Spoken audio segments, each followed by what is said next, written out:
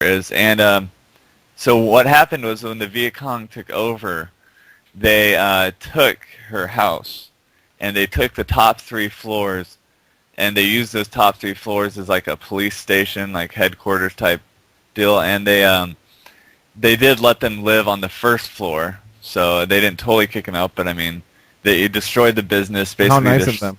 Yeah, how nice of them, really. Destroyed her father, basically. Ultimately, she said it gave him a heart attack from. It's a really sad Yep. story, but she was really stressing this to me. So okay, so then what happened from there? They took over the house. She lives there, and they say the reason they're doing it is because he's an evil capitalist. Because I guess he was slightly overweight, saying, "Oh, you got fat from making money. You're exploiting the workers." So they had this ideology behind it to, Oh, that's make interesting. them feel like what they're doing was okay, justified. So, And the you know, people will be all over that. Oh yeah, we hate the corporatists. So, yeah, they're just using a reason to get everybody rallied behind it, so nobody cares. Go ahead though. Sorry.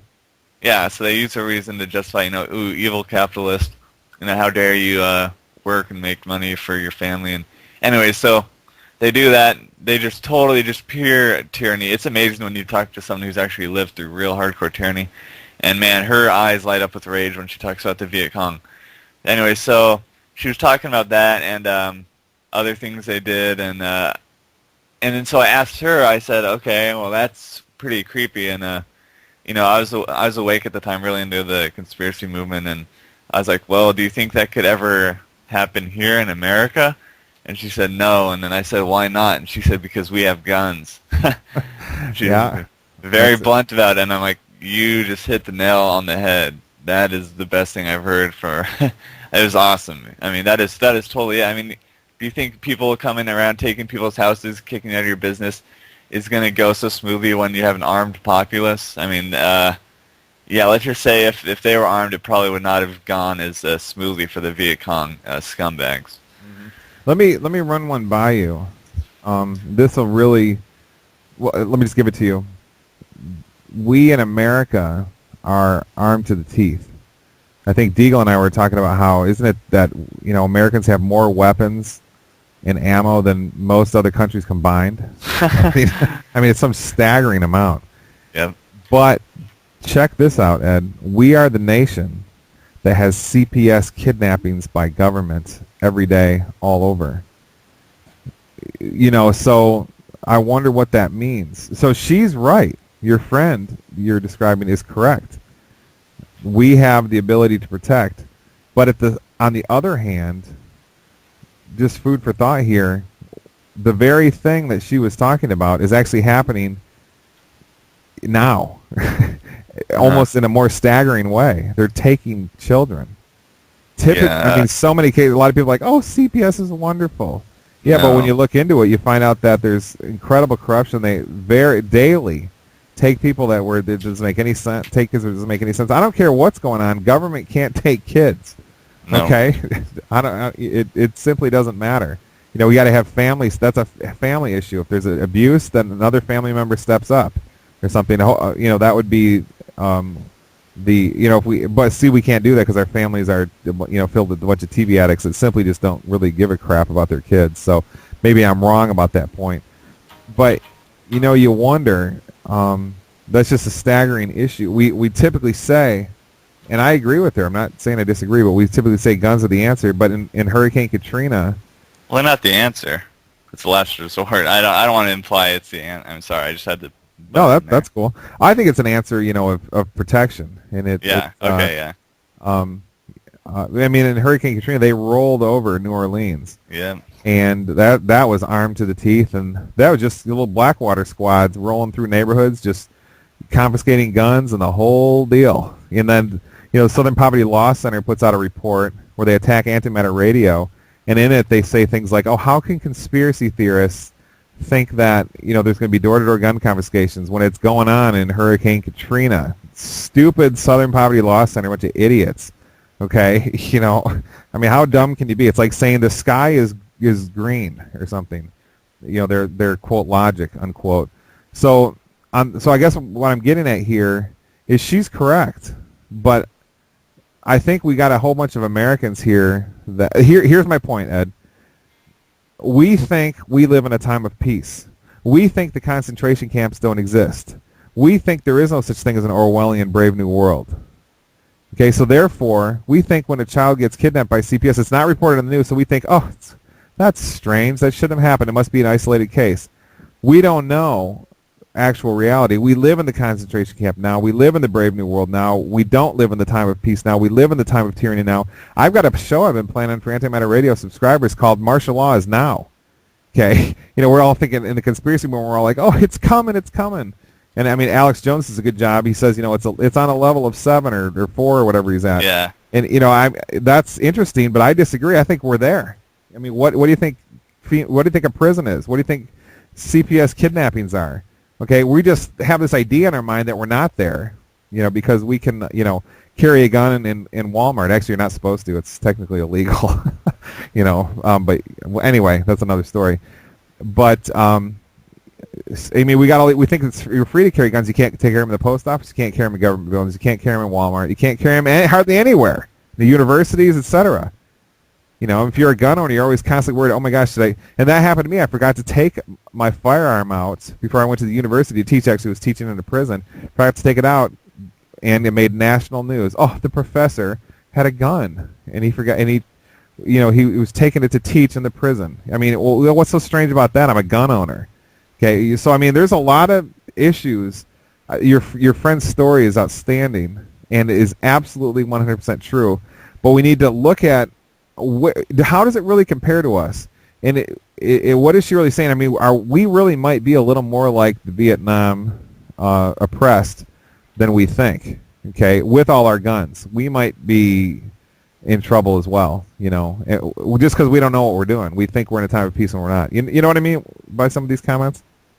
Yeah, well, see, I think, the thing with the Viet Cong is it was so blatant. I mean, they were literally taking over, kicking people out. The thing with right now, it's little things here and there. I mean, if the government came down in mass numbers and started taking everyone's business all at once, there would be mass resistance. So, yeah, the way they would get around that then is kind of what, and this is not disagree, this is kind of actually agreeing with your point. They're kind of doing it incrementally right now. I mean, sure, there's a lot of things going on, but I'm saying compared to her situation, where it's a mass thing against the people. And right now, it's I mean, they're kidnapping kids. I'm sure they take businesses, but all I'm saying is they announce it on the news. They're saying, "Oh, we just took the car dealership." Anyway, go ahead though. Yeah, and then the whole thing with Katrina, man, that was really disheartening to me to see that there's almost no resistance to the government taking their guns. And to be honest, it's you can say, I mean, it's easy to say, oh, they should. They were beating up old ladies and putting it on the news. Yeah, that clip is disturbing. It's in my movie, Illuminati or the Nephilim. Anyway, go ahead. And I mean, it's but we weren't in their shoes, so it's easy to say, well, they should have stood up. But I would have died before that happened. Anyway, go ahead. One positive thing that came out of that, though, I mean, it's not very positive, but there was one group of National Guard who refused the orders. I mean, ideally it should have been all of them, but hopefully, that more people in the military will get that kind of mindset as opposed to the opposite of thinking it's okay. Maybe they are. You wonder if that's, we're sitting here scratching our heads, Ed, thinking, man, there's all these positive changes. Why did Codex fail? Codex Alimentarius, why? We could list 100 things like that. Military Commissions Act, most of it never got implemented in any way. Patriot Act 2 never got off the ground. Patriot Act 1 has had some, I mean, it's been implemented only partially. Maybe Ed, it's because of what you just said. Maybe it's, I know my police here in West Lafayette, Indiana, and man, the police chief is total pro-gun, pro-open carry, pro-everything. I talk to the cops all the time, and they just seem like ordinary dudes. I stop and ask them for street directions, and they're, oh yeah, you go here. I mean, they're fine, and they're constitutionalists and so forth. I mean, I think they have a lot of people like me hounding them all the time, saying, making sure they don't forget the Constitution and so forth. But maybe you have a point. Maybe that's why they could set things up in Nazi Germany. This dark ecstasy terror force just go in and slaughter, and Stalin could do the same thing, and it happened in Zaire, in Rwanda, and so forth. Maybe they couldn't do it here. I'm totally guessing, and I could be totally wrong. Now we do have, on the other hand, and we've seen video of Missouri SWAT teams going into homes at midnight and shooting pets routinely, right when the little child that owns the pet is standing next to it.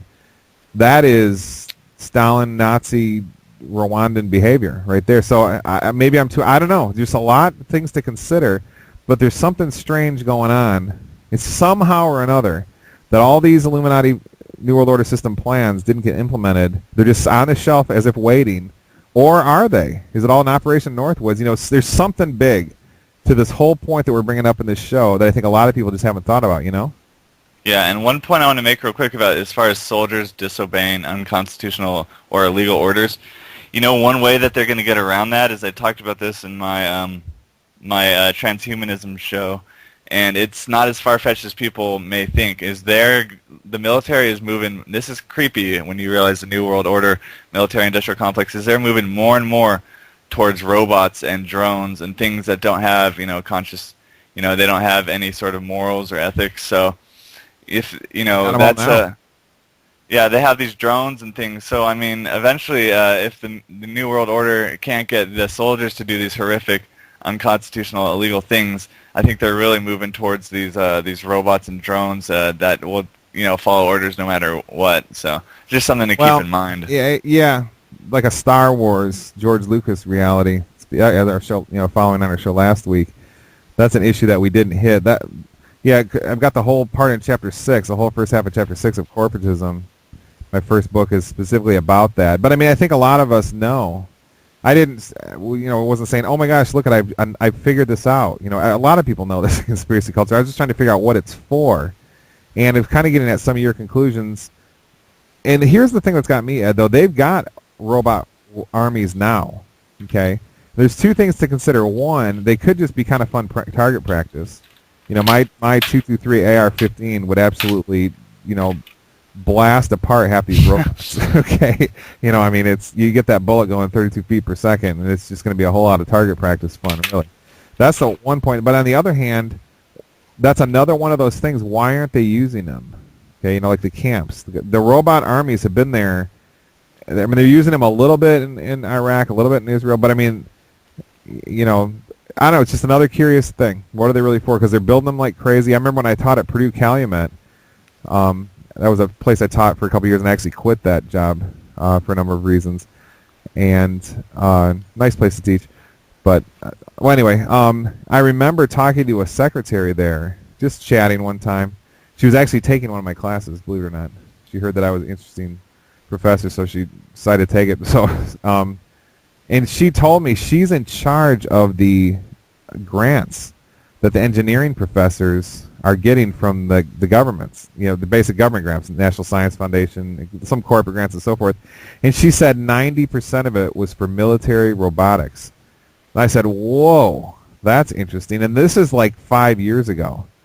So, I mean, so it's all there, and you just wonder, what is it all, are we just building up to the George Lucas Star Wars reality, robots against robots, and humans are just, meat on the side that gets slaughtered? Or, it's just a lot of curious questions. I think the way we're asking some of these questions on this show is going beyond a lot of what conspiracy culture does, making a lot of conclusions. But I think we're asking a lot of questions here. Why? Just asking a simple question. Codex Alimentarius, everybody was freaked out by that. It's a Nazi program to control all food and basically eliminate vitamins, at least, and replace them with minimal amounts of synthetic vitamins. Basically, you eliminate nutrition where everybody gets sick. The plans are there. You can go to the websites. It's on the table. And not only did it not get set up in time after their 40 years of planning, but they didn't even come close. I mean, just that in itself is a huge mystery. What does it mean that happened? Because I remember in 2006, conspiracy culture, oh my goodness, we've got 3 years. Buy your vitamins now. I remember Len Horowitz saying, stock up now. And I mean, he kind of had a point. He's right. I mean, we just have a few years and all vitamins are going to be made illegal. Learn how to grow them in the backyard, blah, blah, blah. So it's just big mysteries to this whole thing. I don't have the answers. I'm just saying I think we need to have this debate enter the conspiracy culture, sort of a new debate. it's like I think it's the Operation Northwoods debate. The stuff that's on the shelf that didn't get implemented. What does it all mean? That's my question. You know what I mean? Yeah.